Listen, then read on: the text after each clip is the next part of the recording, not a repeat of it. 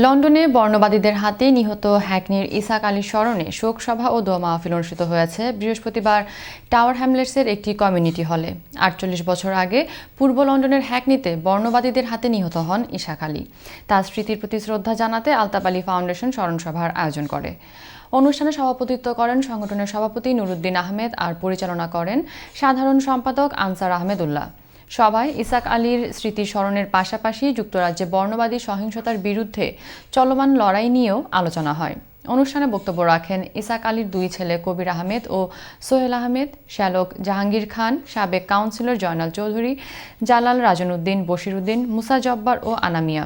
অনুষ্ঠান শেষে দোয়া পরিচালনা করেন হাফিজ মোহাম্মদ জিলু খান। বক্তারা বলেন, ১৯৭০-এর দশকের বর্ণবাদী সহিংসতা কমে গেলেও সাম্প্রতিক সময়ে তা আবারও উগ্র ডানপন্থী রাজনীতির মাধ্যমে তার কুৎসিত রূপে ফিরে এসেছে। একে মোকাবেলা করতে হবে।